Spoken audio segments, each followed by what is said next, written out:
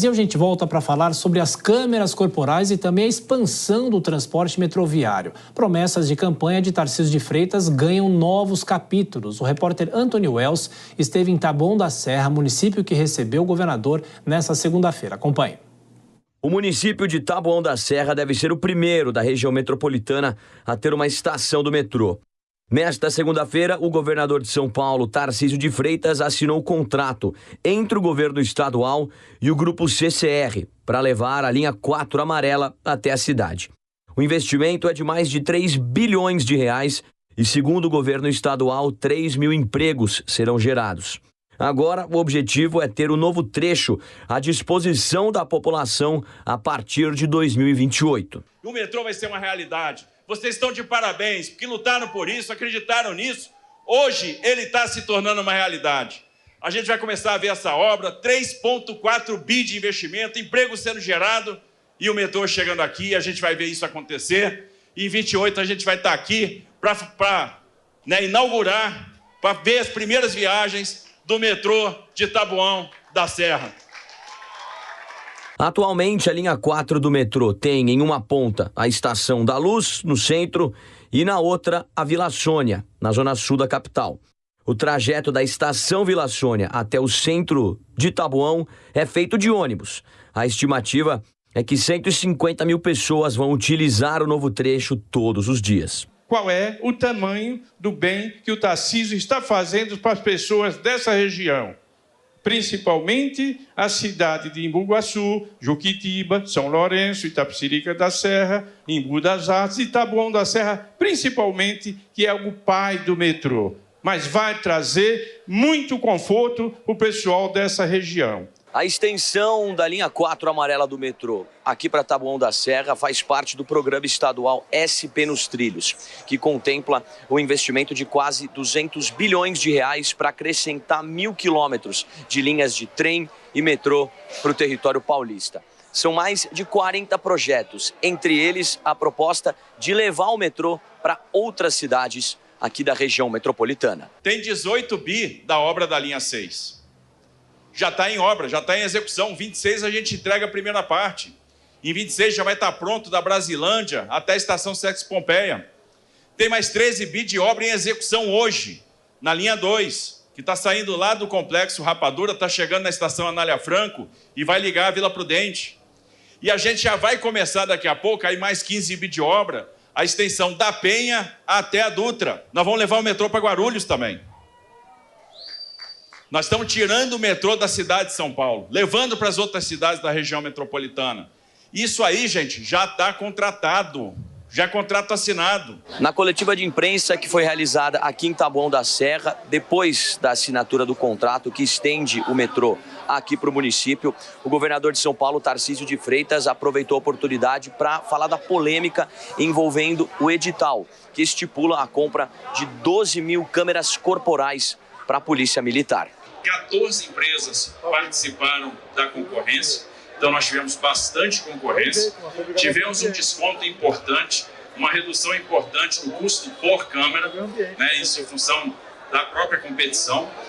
Quem apresentou o menor preço nessa concorrência foi a Motorola, e agora a gente parte para a segunda fase, que é a fase de prova de conceito, para verificar se realmente o equipamento da Motorola atende tudo aquilo que tinha sido especificado no edital. A gente vai aperfeiçoando o programa na medida que o tempo vai passando. A gigante da tecnologia disse que consegue atender às demandas do governo estadual por 7 milhões de reais.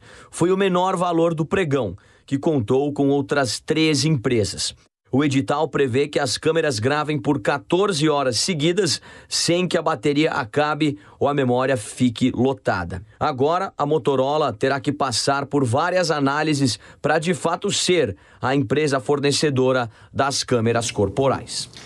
Já o presidente do Supremo Tribunal Federal, o ministro Luiz Roberto Barroso, afirmou que o governo de São Paulo deverá seguir as diretrizes estabelecidas pelo Ministério da Justiça para a instalação das câmeras corporais na Polícia Militar aqui de São Paulo. A gente recebe a repórter Janaína Camelo. Ô, Janaína, o que diz o ministro e quais os próximos passos dessa negociação? Boa noite, bem-vinda.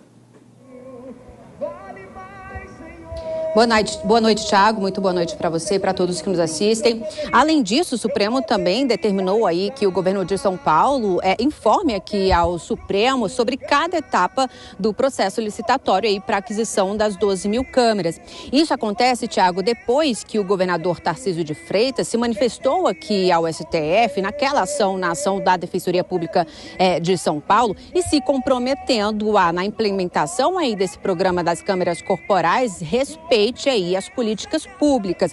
Só lembrando que essa ação, a última ação, da Defensoria Pública aqui no STF, pedia aí a revisão desse edital, alegando que o documento não prevê a gravação ininterrupta das imagens, nas ocorrências, até porque estabelece e prevê que o policial militar ele pode acionar a câmera, ele pode ligar e desligar, tem autonomia para isso. Além disso, também a ação questionou o prazo de armazenamento dessas imagens e aí chamou de retrocesso esse edital ao que o governo de São Paulo já havia assumido com o Supremo Tribunal Federal. Então, ao determinar aí que o governo de São Paulo, então, cumpra aí essas regras estabelecidas pelas normas nacionais, pelas diretrizes aí estabelecidas na portaria do Ministério da Justiça, o presidente do STF, Thiago, então, ele rejeita essa ação da Defensoria Pública de São Paulo, dizendo o seguinte, que por enquanto não houve nenhum descumprimento por parte do Estado de São Paulo, por parte do Estado de São Paulo, assumido pelo governador Tarcísio de Freitas. E aí, na sua decisão, o ministro diz o seguinte, ele diz que nesse momento do processo licitatório não há como verificar a eficácia das câmeras de segurança e por isso vai determinar aí que um grupo do STF siga monitorando, de modo a assegurar que não haja retrocesso e que comprometa aí a continuidade da política pública de uso de câmeras corporais. Diz também o seguinte, que embora o governo de São Paulo tenha substituído a gravação ininterrupta, o novo modelo prevê acionamento automático das câmeras quando, e aí cita, for detectado som de estampido de tiro, quando o equipamento estiver no raio de 50 metros de uma posição georreferenciada de ocorrência e quando o equipamento for desativado durante o atendimento de ocorrência. E aí o presidente do STF argumenta que o Estado estabeleceu um regulamento próprio, o Estado de São Paulo, após reunião com a presidência do Supremo, que as câmeras devem ser acionadas em todas as hipóteses previstas na portaria do Ministério da Justiça. E aí Barroso finaliza dizendo que, determinando que o governo de São Paulo, após 6 meses da execução do início do contrato, ele envia ao Supremo um relatório aí, verificando a eficácia dessas câmeras de segurança, também do software desenvolvido para a gravação. E no caso aí de ser detectado, de ser verificado um desempenho insatisfatório, o presidente do STF, então, voltará a atuar. Foi o que o ministro Luiz Roberto Barroso, presidente do STF, determinou aí nessa decisão de hoje. Tiago. Isso, então a gente continua acompanhando essa discussão, principalmente aqui no âmbito do governo de São Paulo. Bom trabalho, Janaína. Bom, Nelson Kobayashi, só para esclarecer, para ficar claro para nós aqui. Primeiro, essa portaria do Ministério da Justiça não é uma determinação, mas sim uma recomendação, uma orientação aos estados, porque os estados têm autonomia. Agora, o Supremo, nessa decisão de hoje, vamos chamar assim, determina alguma coisa ou só orienta ou diz que o governo de São Paulo vai seguir as diretrizes?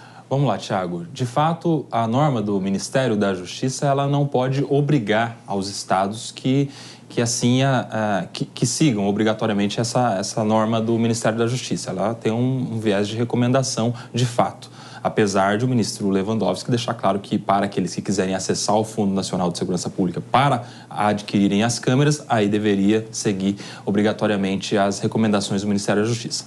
Mas em relação ao caso em si, que envolve o Estado de São Paulo, essa decisão do ministro Barroso, presidente do STF, não determina ao Estado de São Paulo que siga as regras do Ministério da Justiça. Ele apenas cita, relata que depois de um encontro do governador Tarcísio com o presidente do STF, o governo de São Paulo editou algumas normas estaduais de assinatura do governador Tarcísio que estão em linha, vão ao encontro daquelas normas do Ministério da Justiça, ou seja, o acionamento de câmeras corporais em ocorrências, em busca e apreensão e em todas aquelas hipóteses que estão previstas tanto na norma federal quanto agora na norma estadual também. Então ele apenas cita esta regulamentação estadual justamente para negar o pedido da Defensoria Pública, que queria obrigar o Estado de São Paulo a usar câmeras corporais em todas as operações ininterruptamente. Ou seja, a decisão do STF é favorável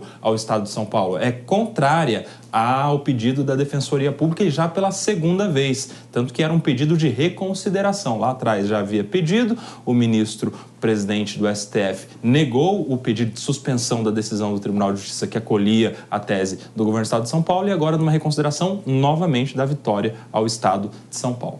Dora, você vê que a leitura do Kobayashi é uma leitura muito mais ampla do que a gente vem acompanhando nessas últimas horas, a partir do momento que o Supremo tomou essa decisão, mas de qualquer forma, politicamente, o que isso representa, essa questão envolvendo o governo de São Paulo, porque toma uma decisão que vai mais ou menos na contramão do que o próprio governo federal está preconizando. Pois é, acho que o COBA, ainda bem que tem o COBA para explicar. Sim. É claro que não é obrigação. Eu estava vendo uma contradição em termos aí, porque se o Estado tem autonomia, se o próprio ministro Lewandowski, quando anunciou as diretrizes, disse que ninguém não é obrigado e, portanto, bota aquela condicionante de acesso ao fundo, ao dinheiro para pagar as câmeras, é óbvio que não é obrigação. E quando o COBA cita também essa decisão em relação à Defensoria, é uma derrota para a Defensoria e, portanto, uma vitória para o outro lado. Agora, eu queria dar falar uma coisinha sobre a matéria anterior, na inauguração lá da linha, o lançamento da linha do metrô que vai chegar a Taboão da Serra. Vocês viram que o governador falou assim: estaremos aqui em 28 para inaugurar. Olha, isso mostra que o governador está na política para agora, para 28. De um lado, ele tem confiança na reeleição, porque estará lá como governador, ou também ele pode estar lá, ele pode também ter confiança, ter os planos para se eleger a presidente da República, sei lá, e aí está lá para inaugurar. Mas, de qualquer maneira, isso que me chamou a atenção. Estarei aqui em 28. Portanto, estarei aqui, diz o governador, na política, no exercício de algum cargo. Você vê como eu acho que o jornalista lê nas entrelinhas, né? Não, isso pode ter sido até um ato falho, mas que a Dora ouviu, hein, Koba? Não deixa passar nada. A Dora Kramer é muito atenta aos detalhes.